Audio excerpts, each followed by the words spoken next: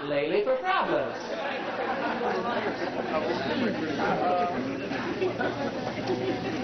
How about values-driven? What has that got to do with anything? I didn't even realize how important it was for the employees to understand my value system. In my company, I had what's called a PQ&I test done. I had a consultant come in, and they evaluated my employees. They gave them this test, and what the whole idea was is it was to test how the employees felt about their value system compared to the value system of the company. It came out, the results came back, the employees said, here's their value system, and here was the company's down here. I thought, where did they get that at? The consultant said, you need to sit down and tell them your value system. They need to understand more about you. They need to know more about you. I said, I can't believe that's going to do anything. And they said, trust us. I sat my 35 employees down, and I told them what my value systems were very easily. I said, you will never, ever lie to each other. You will never lie to a client. Even if it's to cover me up or to help me out, never lie to me. Never lie to me or for me. Don't lie to each other. Don't lie to the shoppers. You will never lie in this organization. Integrity is the most important thing to me.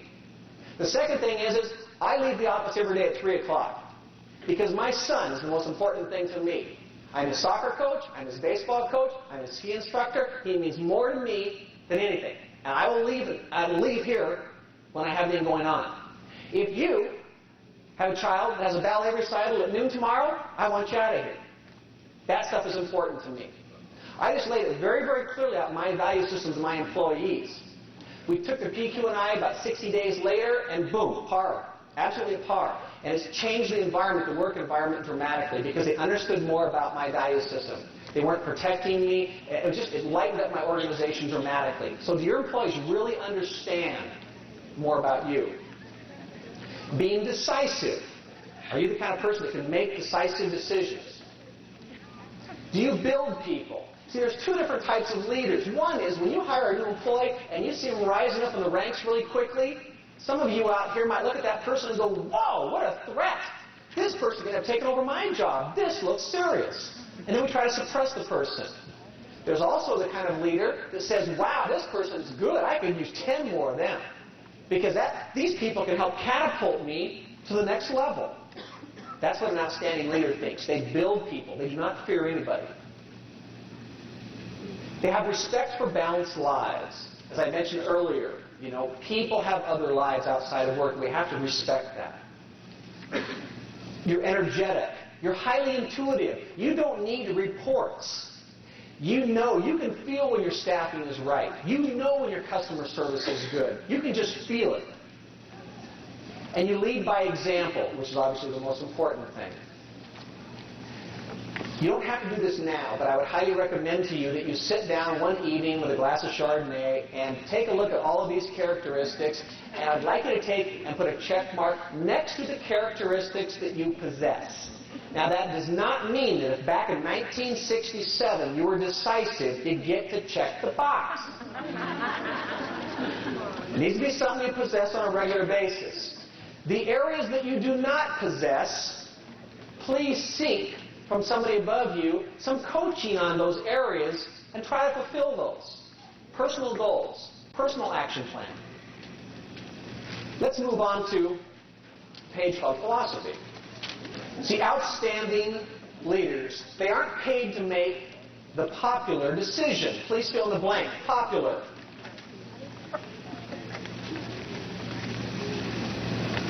They are paid to make the right decision. These are going to be in conflict. If you are in a leadership role for any length of time, these two things are going to butt heads. You're going to have to make some decisions, and you're going to say, man, this is not going to be a pretty thing. The employees are not going to like this. But you have to be able to stand in front of the employees, look them in the eyes, and say, you know what? This is the right thing for our company. This may not be popular, but it's the right thing for our organization. And you have to make those kind of decisions. How about defining boundaries? Defining boundaries for our employees. Being an outstanding leader is like being a good parent. You don't try to control their every move, but you do want to provide them with very clear boundaries. What I mean by that, for those of you who are parents, understand this. We take and we draw this circle in the sand for our children. And we tell our children, this is where Mommy and Daddy want you to stay because this is very safe. This is a nice area. But you know what kids are like. You know they're going to go over to the edge over here and they're going to step over there, they're going to look at you and see if you're paying attention, right? And if you don't respond, they're going to come over here, they're going to step out over here, and they're going to look at you to see if you respond. And if you don't respond, they're out here going, hey, hey, hey, hey, hey, hey. And then all of a sudden one day when you want them back in there again, you go, get back in there. They go, hey, where were you the last 2 weeks? That was all over. This is the same thing with employees. When you give employees boundaries, when you tell them, I want these 5 things done, every single customer, every single time those 5 things done, stick to it. Keep those very clearly defined. If you allow the employees to jump out and not do these things, and they know you can see they're not doing them, and you think you're going to be this, this free-flowing manager that allows them some flexibility, you're killing them. Please fill in the blank. Boundaries that are not clearly defined are painful. It is much easier to set up clear boundaries and keep them there than it is to allow them the freedom. It's not good for them, and it certainly isn't good for you, nor good for the customer. Behavior change. See, customer service coaching primarily does seek behavior change. You're asking your employees to change. And again, this is not about aptitude. We're asking about attitude change. But you must focus your coaching skills more on the why do it. Please fill in the blank for me. It's the why should they do it. They're going to want to know why. And employees may not change their behavior unless they see a need for it. How about culture change? Employees need to be told, and you need to incorporate this word more into your vocabulary, the word culture. Because there are programs. Every corporation has programs. Like I talked about with Safeway earlier. They have sales programs, they have customer service programs, they have all these programs, and most employees perceive that one program gets replaced by another one. When a new program comes along, it replaces the other one. That's the way people think. That's why we need to begin using the word culture and let the employees know that the culture of our restaurant is going to be that we're going to exceed people's expectations. This isn't a program. This isn't something that's going to be going away. It is here. It's ingrained with every ounce of our fabric. When I see an organizational chart, a lot of organizations have organizational charts. This is not an unusual organizational chart. They have quality service as a department within the corporation. But when I see a corporation that has a culture of giving outstanding service, this is what I see. Quality service engulfs the entire organization. The office, the call centers, every aspect of the entire organization. Include the people back in the fry area, everybody is engulfed in this idea of this culture of giving outstanding service. The second line down, I'd like you to fill in the blank for me. You must also create an environment. Please fill in the words, an environment where this culture can exist. Do not stifle the employees' creativity or ingenuity. If they try to reach out and try some new things, allow them a little bit of freedom, though, to try some new things if it exceeds the customer's expectations. 100% buy-in. You are only as strong as your weakest link, and if you have one employee in your organization that is not subscribed to this, they might be in the wrong organization. Many of you do it. You have employees working for you that probably shouldn't be. Sometimes just out of hiring desperacy, we hire people that we don't want, but we're just short. We need them. But really realize that culture will not exist unless everybody subscribes to it. Fill in the last blank for me. The culture must be non-negotiable. That's another word I would like you to inject in your vocabulary. It is the words non-negotiable. When you talk to the employees about the 5 things that I want you to do, these are non-negotiable standards. We're not going to discuss them. They will be done. 100% of the time, every single customer, every single time. Coaching. I'm in an unfortunate position because I will not be a coach. In this environment, I'm a teacher. I throw information out to you. It's a one-time event, and I hope that you take information back and utilize it. You are in a situation to be a coach. Coaching is, and please fill in the blanks for me, continuous, and it is consistent. Coaching never stops.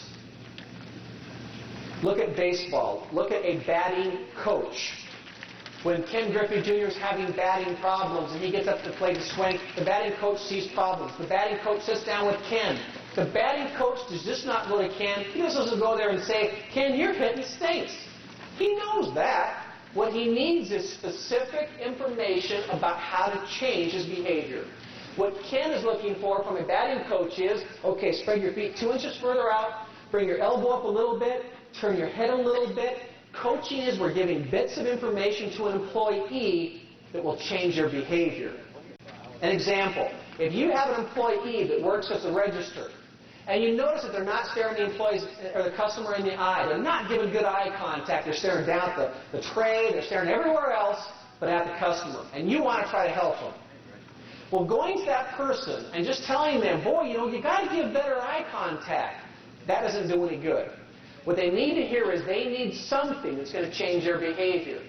What I would do is I would tell that employee, John, the employee or customers really feel an emotional bond with us when we give them good eye contact. It's something that makes them feel more important. We need to begin doing it, and I want to help you out a little bit.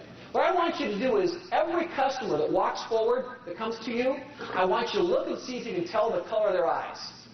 Look in their eyes and see if you can pick out the color. Now, don't say it out loud. That might sound a little darky. Blue, brown, green.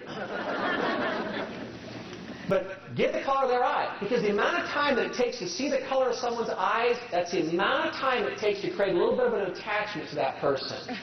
Now, twice during the daytime, during your next shift, your 4-hour shift, probably a couple times, I'm going to come up behind you when it's slow. And I'm going to ask you what the color of the eyes were of the person that just left. And if you can get both of them right, I'll buy you a bag of Oreos tomorrow because I know you love Oreos. Or I'll take you to lunch or whatever. But that's what a coach does. It gives them very specific tools and information with which to help them succeed. If you ever heard of a gentleman named R.J. Wrigley, Mr. Wrigley was the founder of Wrigley Chewing Gum. And there's a story about him on an airplane one time. The gentleman sitting next to him says, Mr. Wrigley, I don't understand it. He says, your name is just predominant in the chewing gum industry. You own the business. He says, I don't understand. If you're already number one, why do you continue to advertise? And he says, well, for the same reason that the pilot of this airplane keeps the engines running once we're in the air.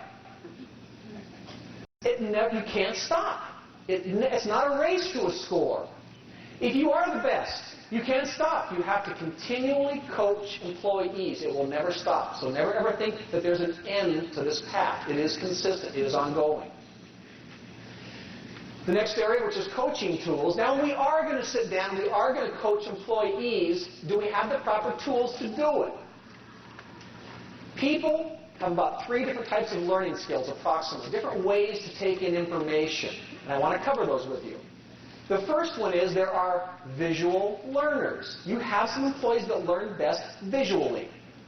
These people like to think in pictures. Please fill in the word pictures. These are the people, you can recognize them, because when you ask them a question, they look up over your head like this. It's because they're waiting for a picture to form. They don't like phones as much as other people. They're the ones that are not going to race you to the telephone. They like things written down. They love notes. They love paperwork. They love to see things in writing. They may not have a lot of expression in their voices. They may tend to have a little bit more flat or monotone voice. They must think before they talk. You might consider them really a slow person. But what they're doing is, again, they're waiting for the picture to form before they respond to you. They want to see it clearly. And when they give feedback, they may use language like, you know what? I see what you mean. Yeah, I see what you mean. It's because they can. It's right over your head. The distance between the two parties, when you walk up to this person to talk to them, the distance that they're going to leave between you is about 4 to 5 feet. They're the ones that are going to stand back a little bit. If you try to squeeze them, they'll step back. They want to see all of you. They exhibit very little eye movement. They'll tend to keep their eyes a little bit more focused during your conversations, because if their eyes move around too much, they lose the photograph. They lose the picture. The best ways to coach these people is using diagrams, pictures, bullet points. The other learner is an auditory learner. These people like to hear things spoken. Please fill in the blank. They like to hear things spoken. Oh, and they love phones. They will race you, and they will win. That does not mean that all teenage girls are auditory learners, however. That's just being a teenager. They have a tendency to interrupt. They are the ones that before you finish your sentence, they're talking right over the back of yours. That may help define it for some of you. They talk to think. They're the ones that might be standing over there in the corner talking to themselves, and you think they're nuts.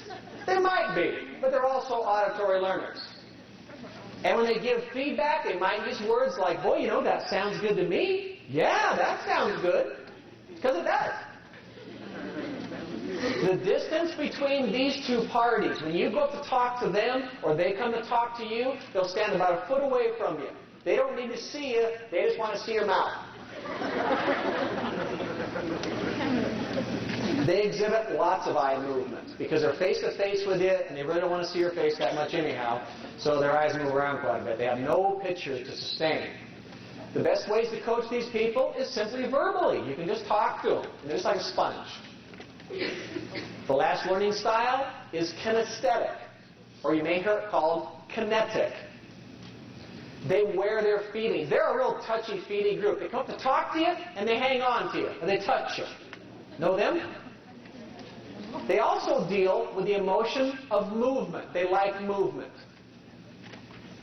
They might get side by side, and they'll use words like, oh yeah, I know what you're talking about. Yeah, I feel that. It's because they can. They're hanging on to you. They learn by hands-on coaching. Please fill in the blanks. They learn by hands-on coaching. The best way to help these people out is by role-playing or some movement. Now, here's your options. If you've got employees that work underneath you, 5 employees underneath of you, you're going to want to find out before you sit down to coach them, if you want to be an outstanding leader, you better figure out which learning style they are, because they're not all going to accept it. If you have someone that is a real visual learner and you try to speak to them out, they might not get the whole thing. They might need something visual, a brochure, maybe a procedure manual or something to stare at. That's how you help your people. Now, you might know just by reading this who some of your people are. But if you don't know, you might just even keep a list. You know, Bob, and give him this list. Give him this piece of paper, photocopy it, hand it to him and say, tell me, which learner are you? Just help me out. And keep a list. Bob, visual. Jane, auditory. Keep a list. When you need to do some coaching, go look at it and say, Jane, auditory. Oh, good. I can just talk to her. And that's the way she learns best. This is what removes you from not just being a supervisor. It takes you into being an outstanding leader of people and a great coach. Now, in my situation, I have got this room full of people that I have to try to get to all of the learning styles. It's challenging when you have a group of people like this. What is it that you think that I've done to try to take care of the visual learners? The handout, absolutely. Yeah, you've got something to look at and read. What else? Yeah, PowerPoint presentation. So those are a couple things that kind of keep you spiked every so often so you don't doze off. How about the auditory learners? What do you think I do for the auditory learners? Simply talk, but you'll see my voice inflection. This is to keep you from falling asleep as well. So I use a lot of voice inflection, and I inject humor every so often to try to spike you.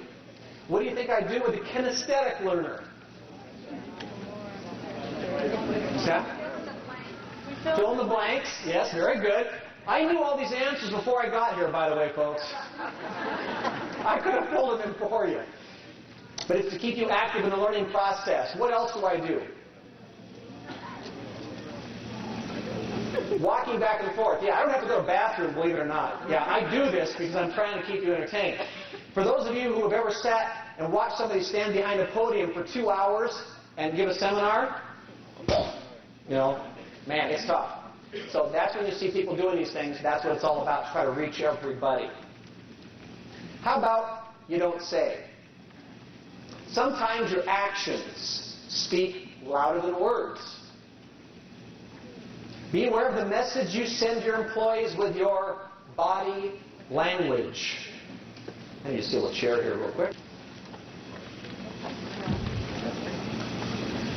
Let's just say you have an employee that comes to you and says, Brad, I have got a horrible problem. Can I talk to you about it? And you go, oh, yeah. And then you sit there and you listen to them when you got your leg over here bouncing as they're talking to you. What message do you see that this has? Yeah, impatience, lack of interest, urgency. This basically says, nice story, but don't give a rip. Yeah. Hand on the telephone. Now, I was guilty of this one. I had an employee that just busted in my office. He's about probably 275 pounds, big guy. He just busts through my office door, almost scares me, sits down in my chair in front of my desk, and starts talking to me about things when I've got a lot of things to do. He doesn't ask permission to do so. I found myself with my hand on my telephone. I would go right up to my hand on the telephone. I was sitting there talking to him one day. I looked over and I thought, what the heck's that doing over there? I don't have to make a call. But I finally realized I was trying to get him to see that I got things to do. I got a call to make right here. I found myself doing it without even thinking about it. Raising an eyebrow. So you might have a good friend come to you and say, I swear I did not have sexual relations with that woman.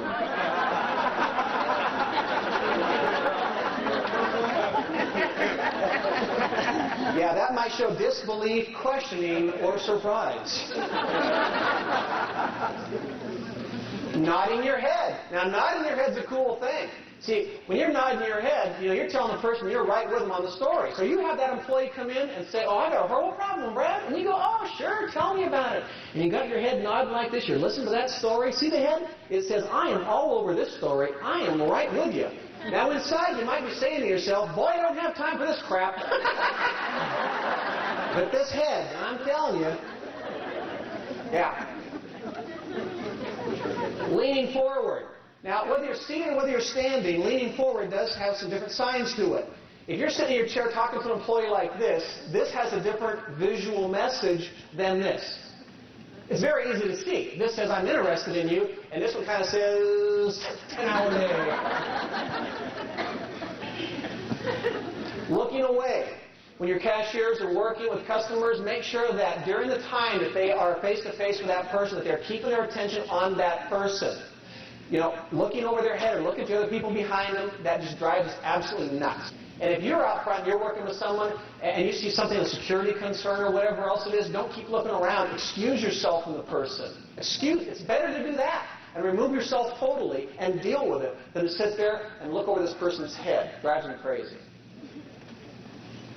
Remaining silent. Now, remaining silent is a very powerful motivator. Remaining silent is good news.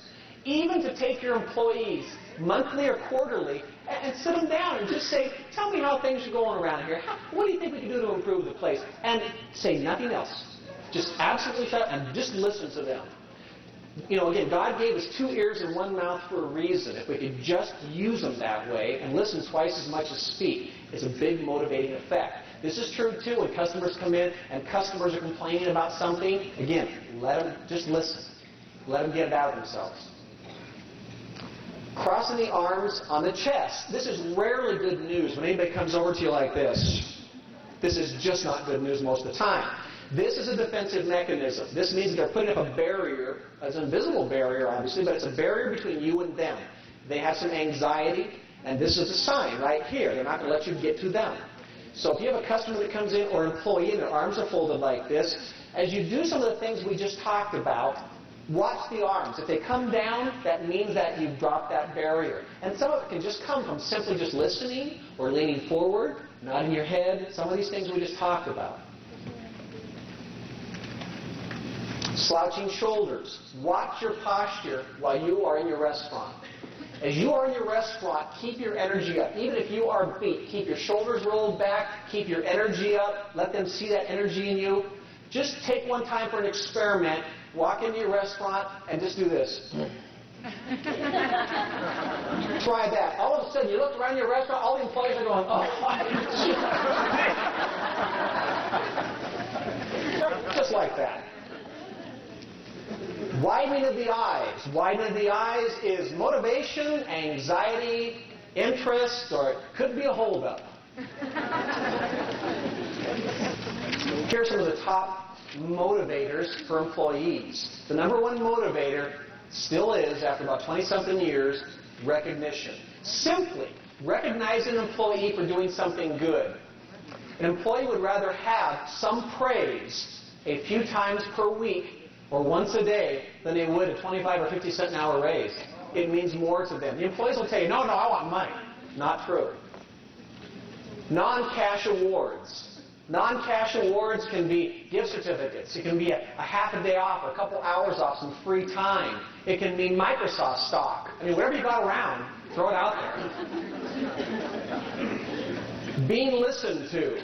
Again, a very big motivator. Just sitting down with employees and saying, just tell me what's going on. Tell me how you feel about things. And letting them just speak. Big motivator. Top demotivators. Office politics. It'll kill you. We talked about that. Don't get in the middle of it. Let them work it out together. Unclear expectations. Hypocrisy and being taken for granted. Reasons why employees leave companies. Well, 34% is from limited recognition or praise. Reinforces what we just learned earlier. 29% is compensation in some form.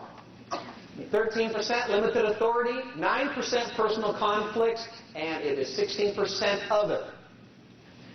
Now, here's top qualities of an outstanding employee. Hold these things up to yourself and hold them up to your employees and find out how do they stand up.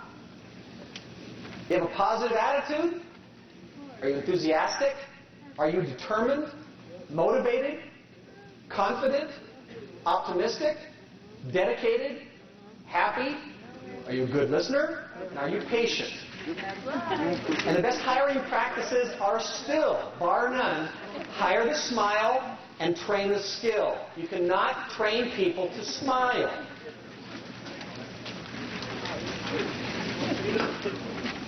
The last page is on action. What can we do tomorrow that we did not do today? What are some of the tools that we can put into place to make some behavior change occur? These are just ideas. The first one is a personal action plan. See, few of us like being told what to do, and very few of us obviously like being dictated to. I'd like you to fill in the word dictated. We don't like being dictated and told what to do. As I said earlier, when you tell an employee, I want you to do this, they go, I don't think so. That is just the way we are. What I'd like you to think about is maybe sitting an employee down and saying, what are some of the things that you can do to begin to exceed customers' expectations? And what can you do to improve your performance? And ask them about the things that they would do to change and see what they can come up with. And in order to do that, if they do that, and they do their own things, they've now created their own destiny. And change will occur much faster. I'd like you to go the 4 lines down. Far right-hand blank there, 4 lines down, right side, it says the employee has now created their own destiny. And they'll feel more responsible and more accountable about making the change occur. Here's the 3 questions I would like your employees to ask themselves. They should ask themselves, what should I start doing? What should I start doing? Fill in the blank.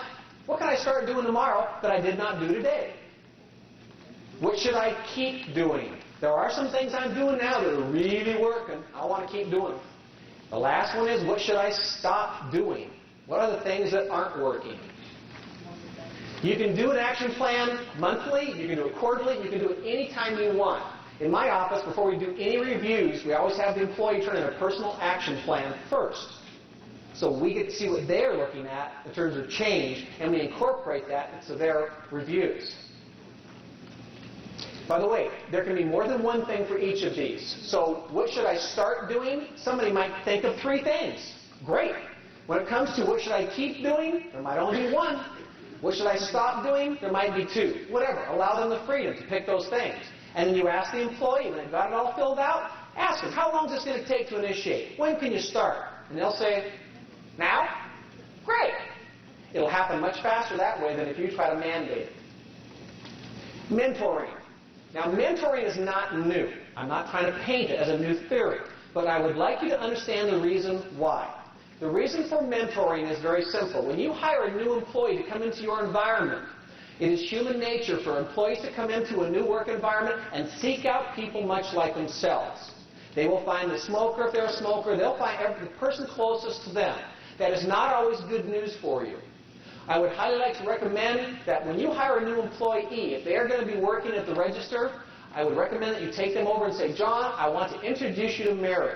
Mary's going to be your mentor for the next few months during your training, because this is the person that we hold at highest esteem. Now there's absolutely no problems about understanding who that person should be like. It is very clear that you want to be just like this. You want 20 more people like that. That's the reason for mentoring. Seeking the wow factor. You might maybe on a monthly basis, if you have monthly meetings, maybe hand out 3x5 note cards to the employees and ask them to write down on that note card an idea. Maybe even give them a few days to think about it. But think of an idea, something that they can do that might exceed people's expectations, that might wow the customer. Maybe it's not even for their job. Maybe they're a cashier, or maybe they've got an idea for some other position in the restaurant. Have them come up with some ideas and see if you can utilize and attempt to try some of these. Now, you have to let them know up front that not all of these ideas will be used or tested. But you want them to try a few of them and try to find something new that you've never done before. The fourth line down is a blank. You want innovation. Please fill in the word innovation. How about a weekly praise list? You might take, if you've got, again, 5 employees that work underneath of you, you might take a piece of paper and write their names down on this piece of paper. Maybe even photocopy it maybe 10 times to give you 10 weeks' worth. But during the next week, Monday through Sunday or whatever your work week is, make sure that you get to praise each one of these people for something.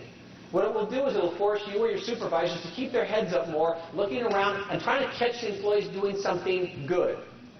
Because, again, praise will change behavior. I don't know if you ever measured it or not, but there's only an 18-inch difference between a kick in the butt and a pat in the back. Not a big distance, but it's a big difference in how we motivate people. I'd like you to fill in the next line, which is praise breeds change. Praise breeds change. I think that if you praise people, they will change their behavior much faster. And that's what this does. It allows us the opportunity to give praise to these people and make sure that everybody gets a little bit. Praise specific behavior or action. Not just thanks for the good job. When the employee walks out at the end of the day and you go, hey, good job today, you might confuse them. They might be saying, well, what's so good about my day? Till's $40 short, I got yelled at 3 times, dropped 2 trays. That was not a real bonus day in my eyes.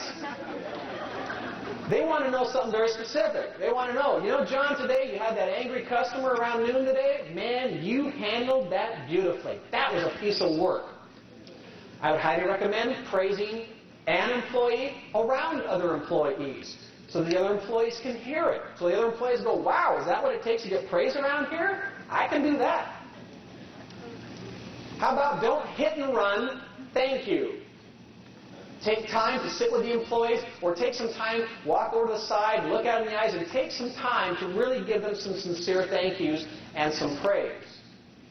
So just make sure that at the end of your work week, if your praise list has 5 people on it or 10 people on it in total, and you have not done one praise for the entire week, do not run through the restaurant going, hey, good job, good job, good job, outstanding! No. And do not praise ordinary performance. They won't be driven to do better. Weekly thank you notes. You might even consider just getting a small box of Hallmark cards or some little stack of cards, put them in your desk drawer. It's amazing what that does when an employee thinks you took the time. You saw them do something. You saw them carry a tray out for a senior citizen. They opened a door for a senior citizen. They did something. You went, wow, that was really neat.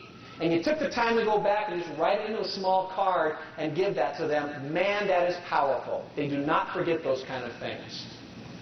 Please fill in the blank. Each week you should pick an employee who has stepped outside the box and is trying new things to better themselves and the company. That is worth a card. And as Dwight D. Eisenhower once said, you do not lead by hitting people over the head. That is assault, not leadership. Ladies and gentlemen, I want to thank you very, very much for taking this much time today. I appreciate it very much.